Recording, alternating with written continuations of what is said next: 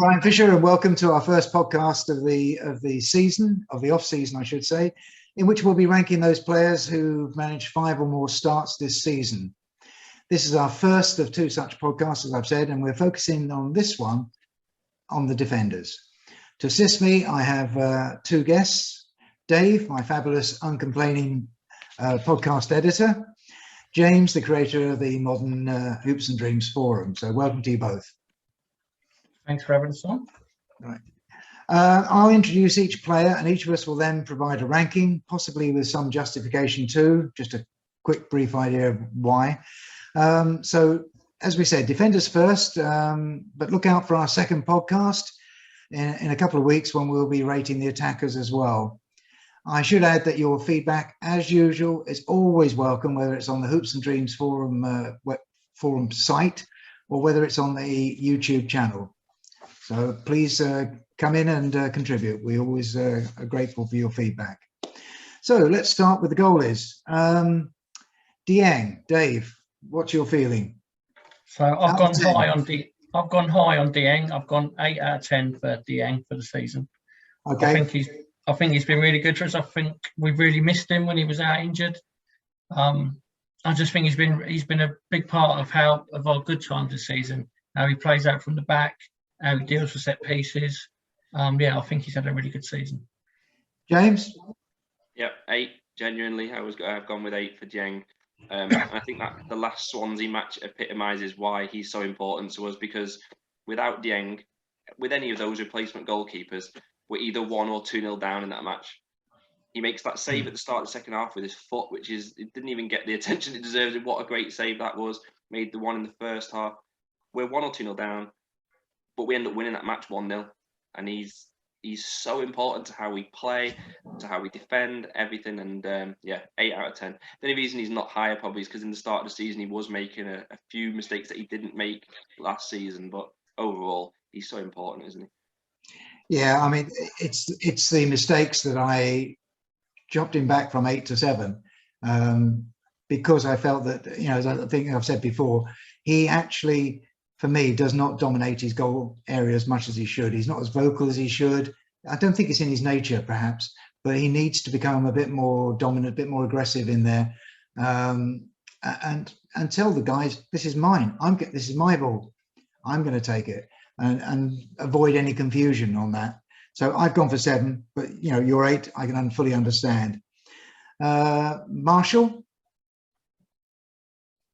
start with you, James. I think. All right, I went with a 4, and the reason is because he started off and everyone was like, "Wow, how's he been on the bench at Derby?" And in the end, it was, that's why he's on the bench at Derby. And he cost us so many points. He really did. I felt the one at Blackburn was a howler. Some people have said that wasn't a mistake. To me, that is never a going in if that's Dieng. Cardiff, he should have saved the first one, and the second one, the free kick. I don't know whether he should be getting beat his side on the free kick. Just stand that side and let the guy hit it in if he wants to.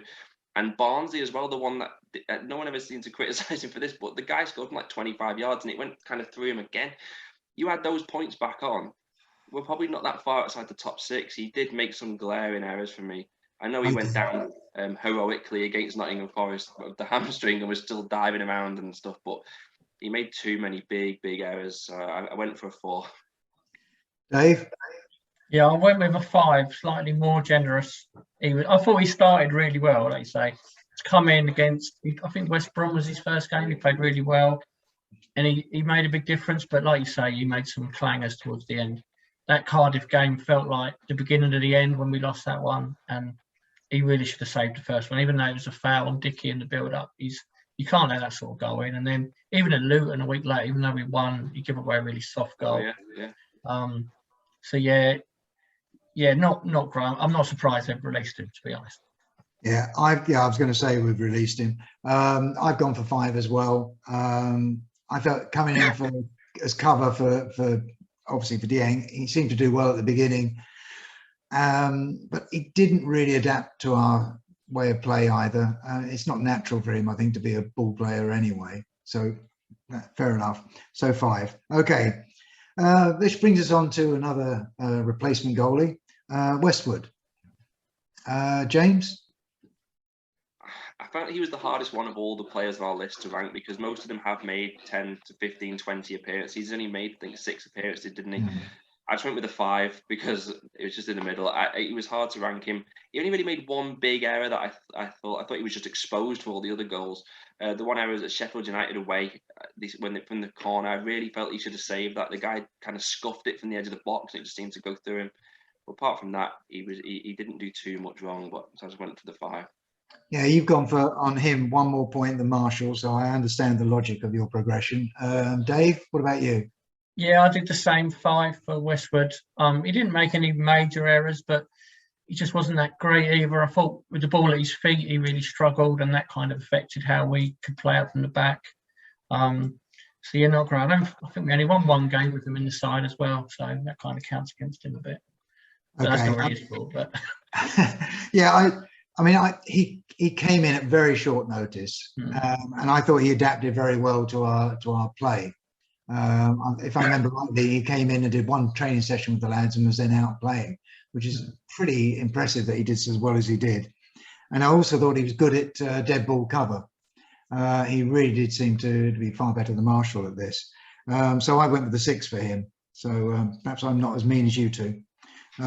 Anyway, we're not keeping him, so that's it, I'm afraid. Which brings us on to a rather bizarre next person, because this is somebody who should really be in the attackers section, but because of circumstances beyond his control, Albert Adomah found himself at right wing back, or even right back, I think, at one point.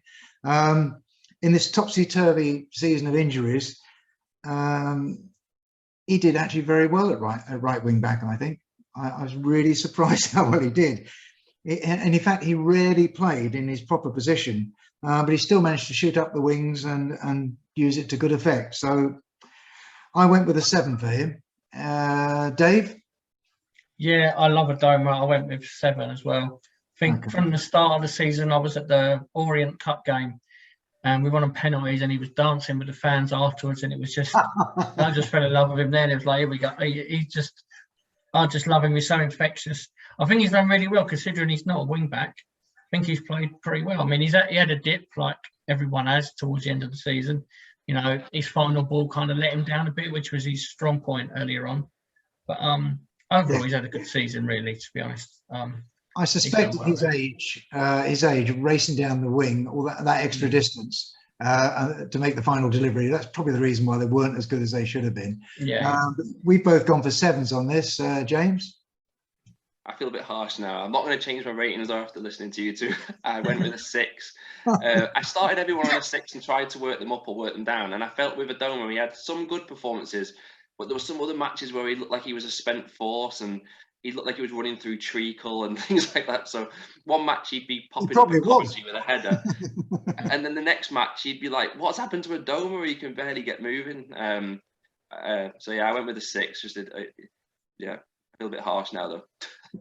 I would hope so too. Right, playing at left central back, we had Yoann Barbet, who was not only totally reliable, he was also often available to cover at last minute clearances and block progress down the right. Somehow he managed to move across and cover.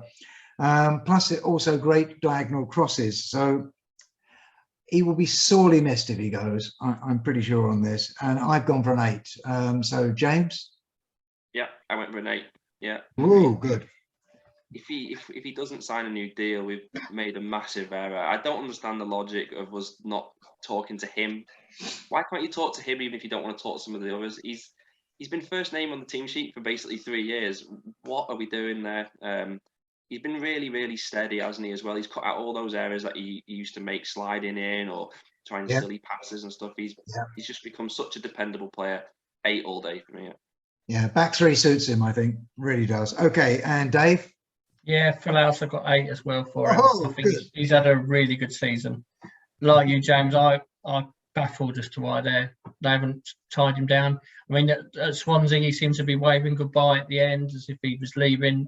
You don't know if he's just waving or he's, actually going. It's hard to tell. But I find it baffling. I think he's been one of our best players the last 3 years. I I don't think you're going to get a better left-sided centre-back than Barbet on a free transfer. I think once you've nailed your colours to the mast in terms of saying we won't discuss contract to the end of the season, that's probably why everything has dragged along. However, in the last 3 matches, surely now you should have realised we're not going to make the playoffs. We're going to be in the Championship. We need Barbet. We need Dunne. We need Dickie. Whatever. We should have been, as you say, nailing them all down at that point. That brings us on to Geordie De Wijs. Before he was injured and then shipped out unceremoniously to Germany on loan, he looked solid in the central centre-back position. The only criticism I had was his speed. And I went with a 6. Dave? Yeah, I've got a 6 as well. I found this quite a hard one to judge on because he's been away so long. Kind of forget what he was like at the start of the season, but he was usually quite solid. I still don't really understand why we loaned him out, to be perfectly honest. I know he was a bit injury prone, but I don't see what Sanderson brought that he couldn't have done. And he's basically played nearly every game when he's gone to Germany, hasn't he? So, which is typical. Yeah, exactly. I think he's all right. I mean, I hope he comes back to play for us next season. I don't think he's that bad. So I went with 6. James? Yeah, word for word the same. He's quite hard to rank because he wasn't involved as much across the whole season, was he? But he's gone to Germany and turned around the fortunes of the team he's gone to, like he did for us last season. Yeah. No, he's done very well. On to Rob Dickie. Like Geordie De Wijs, Rob Dickie lacks a bit of speed. So he's a bit like a large cruise liner when it comes to trying to track players who've just got past him. Takes a while to turn around. But that's his only real problem. He's not afraid to surge forward, as we know, and he's not afraid to shoot and score. I've gone for an 8. James? I went with a 7 because I didn't think he was as good across the season as Barbet, who I had as an 8. I feel like Dickie was probably an 8 at the start of the season and then became a 6 towards the back end of the season. So I just went with a 7 in the middle. I think he might have been guilty of just playing too much football. I think he was a bit like Barbet and he was getting towards 60, 70 consecutive appearances and it seemed to catch up with him a bit, didn't it? That's but possible. I still really like him and he's a great asset to the club and hopefully he's here next season. Dave? Yeah, I went 7 as well. I thought he was really good at the start of the season, scoring goals, way he was bringing the ball out from the back. I thought he was excellent. But like you say, James, he dipped second half of the season, whether it was fatigue or people were closing him down a lot more and like taking advantage of his lack of pace on the turn. But he's had a good season. And hopefully, like I say, we'll still be there next year. He might be one of the ones that they look to cash in on now, I think. You think back to that Hull match at the start of the season where he was like in the box doing he scored the goal, flicking it in, he just carried on the move. And he seemed to lose a bit of confidence maybe or something, but hopefully he can refine that mojo. Yeah, I hope so too. I'm looking forward to him coming back from injury and doing well. Which brings us on to Jimmy Dunne, who I think has been the surprise of the season. I've said it before. Solid on the ground and in the air. Like Dickie is still learning, of course, but I think tremendous asset. And I've gone for an 8. So, Dave? Yeah, same for me. 8 for me for Dunne. I think he's been brilliant this year. Kind of come in, not expecting him to play that much, I suppose, and he's made the shirt his own, really. He's been really good all season. He impressed in the early cup games and then he's become undroppable, really. He's been excellent this season. All right. And James? I only put a 7, but I'm going to be known as Mr. Harsh or something here.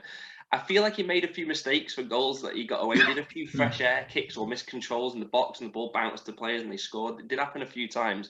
But because he's becoming a bit of and quite rightly, he's becoming a bit of a cult hero. I think he gets a bit of an easier time than some of the other players because people like him. And I do too. I just went with a 7. Okay. That brings us on to Kakay. Osman Kakay. Hasn't started many matches. I think that's for a reason. He doesn't perform well as a centre-back, and as a right-back, he fails to prevent the ball players crossing. Far too much for me.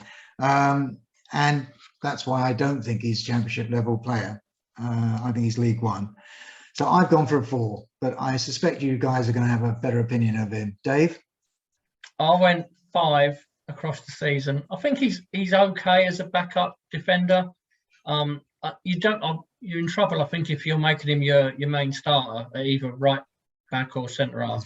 But he can come in and do a job. I thought he did reasonably well yesterday at Swansea when he come on. Yeah, he did. He did. So yeah, he's okay. Young Lace, he doesn't play a lot, to be honest. They probably, you wouldn't want him to be your first choice next season, put it that way. No, not the way we play, not with the amount of ball control we're expecting. Okay, and Dave, James, get it right. I've got a 4 again, like you, Brian. Good lad. It probably is a bit harsh, but my basis for that is I've got some people later who are a 5, and I think Kakay was worse than them. I just think he tries too hard. It's like because he gets so few opportunities. When he gets on the pitch, it's almost like it's like a bit like a headless chicken, and he's trying to get here and he's trying to get there and he's trying to push forward, but then he's leaving space behind. And yeah, like Sheffield United in the towards the end of the season, one of the last goals, he was way out of position and just questionable. I'm beginning to think now that maybe the right back position is perhaps sort of sponsored by somebody who does crazy things, because Odubajo would come into the same category. Anyway, let's do McCallum first. He's a lone player who suffered a long-term injury, but in the last 2 months has shown that he can play really well. He would certainly be my first choice at left back or left wing back.